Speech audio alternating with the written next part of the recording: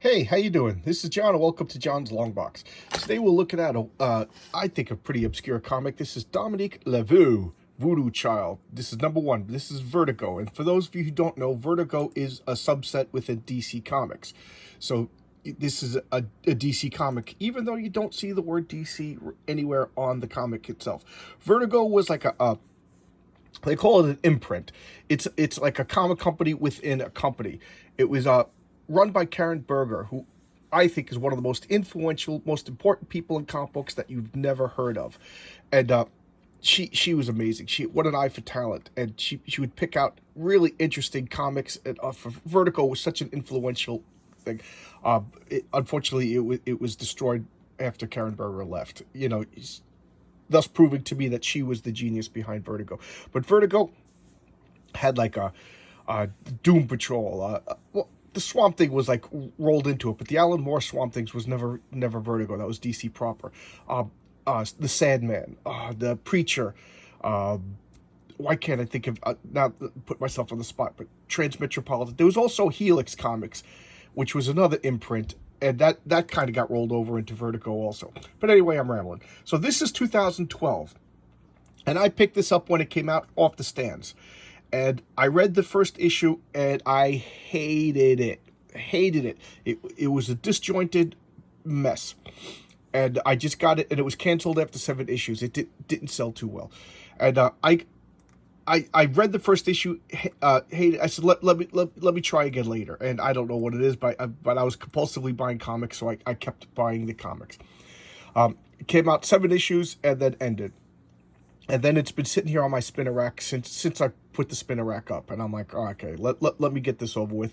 I'm going to read it. So I read the first issue, and I will not lie to you, I hated the first issue. But by the time I got to the 7th issue, I was sad to see it go. It took a lot of work. It took a lot of effort on the reader's part to keep going. And I'm going to take a sip of coffee. And okay, so let's talk about the comic. We got Selwyn Sefu Hines, who I know nothing about. Never heard of him before or since. Don't know if it's a man. Don't know if it's a woman. Don't know anything about this person. And Dennis Cohen. Oh man, we all love Dennis Cohen, don't we? He did the art on Denny O'Neil's famous Question Run, and as far as I'm concerned, just an amazing talent. You can't go wrong with him.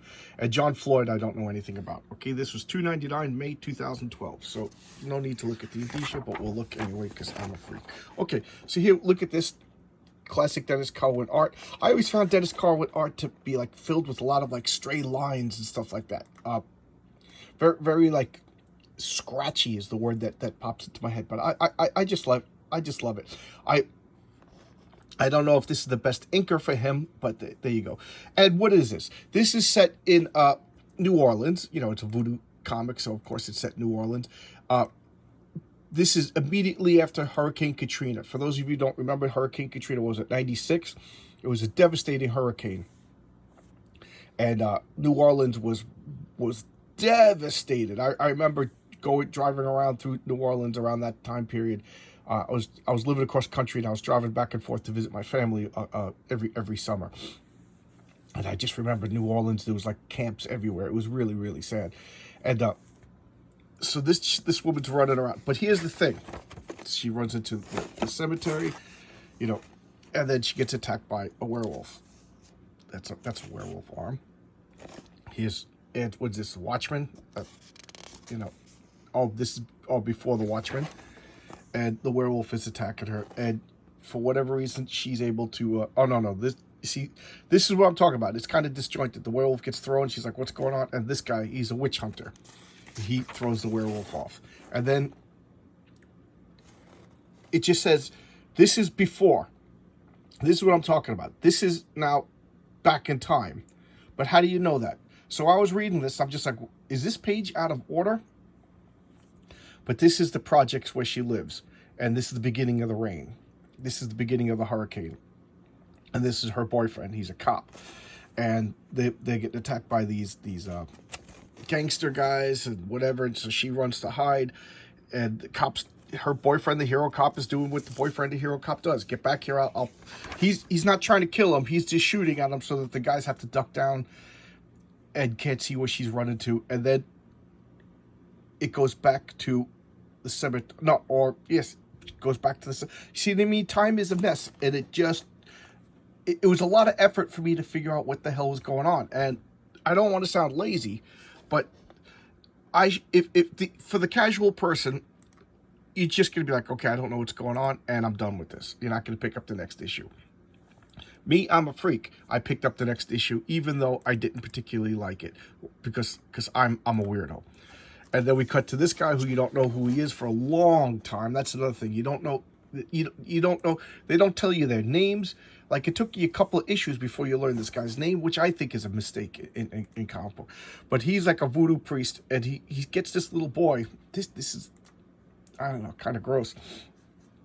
And they do this like voodoo ritual, and they summon a god to inhabit the body so they can speak. And the god's like yelling at him. He looks all nervous, whatever. He's like the queen lies shattered. The queen, do you offer your excuses? We are very close. I pray that it be a Malefant. That's his name, for your sake. And then everybody, like, are they dead? Did they get knocked down? Like, what's going on? They never explain it. So the god is released, and she's now back to the cemetery. So we already went to like 3 different time zones. And she's like, what's going on? And then she goes to the grave of her ancestor, Marie Laveau. I don't know. Is this real? I got to look her up. That's a failure on my part. I should have looked her up. And then she has this, and you don't know that this is a mystical vision. She gets pulled into the world of the gods, and the gods are talking to her. And she learns, like, some of the secret history of her ancestor and stuff like that. It's pretty cool, actually. And I'll talk more about that when I'm done. And then she's seeing what's going on in the past. She's like a ghost visiting. Her ancestor was beheaded. The head was thrown on a chair. And again, I don't know if this is made up for the comic or if this is real history. And then the guy saw the ghosts and tried to attack her, and it pulled her back into the regular world. She's like, what's going on? So she goes home, and she finds her cousin is dead. And she's like, oh no, what's going on? How did my cousin die? And then boom, that guy from the visions comes popping out. Okay? And that's the end of that. And just, okay, I want to talk about this for a second. These are some Vertigo comics, okay? This is Fairest. This was like a spin-off of why can't I think of it? Fables. This is Voodoo Child that we're looking at. The Dead Guardians. This was an interesting comic. There was a zombie outbreak in Edwardian England, but the thing is, when you became a zombie, you retained your intelligence and your personality. You were just dead, and then you became like the elite because you didn't age, you know what I mean. So they tried to keep the gift of like undeath from other people. It was a really bizarre concept. I have to say I enjoyed the comic. This is Saucer Country. This was an interesting comic. This is actually written by a Doctor Who guy who wrote Doctor Who episodes. And what it is this woman, she's a Democrat from New Mexico, and she's running for president. And it kind of, the Republicans leak that she, not only does she believe in UFOs, but she believes that she was abducted by UFOs. So the press is like goofing on her and stuff like that. And then, of course, she gets elected and has to release everything about UFOs. It was a pretty interesting comic.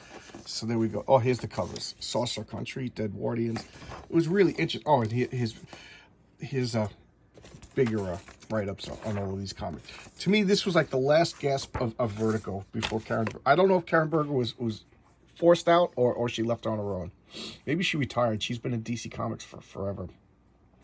Great cover by Gabrielle Grandpa. Good cover. I was kind of disappointed when this wasn't the art inside, but then it's like, oh, Dennis Cohen. I like Dennis Cohen. Okay, so this first issue was very difficult for me to get through because of all the time jumping, and It's not even like they changed the frames. It's not even like they changed the coloring to let you know different time. Those are tricks. You could jump around, but they got to give you like visual clues, or like meanwhile 10 years before, or 5, like we did in that Quantum Age, 25 years earlier, 25 years later. You know, they work with me, baby. But so that was really tough. Once I started to get, like around issue 3, I started to really enjoy the story. Why? Because I'm into mythology. I really like Greek mythology. I really like Norse mythology. And this comic was basically, let's teach people voodoo mythology through a story. And I don't know anything about voodoo. I don't know anything about voodoo. I'm, you know, Italian kid from New York. What do I know about voodoo? So I really enjoyed that. It was like teaching you who the Loas are, you know, Baron Samedi and all of these people. And of course, I was looking them up on the internet as I got their names and a little bit of their history.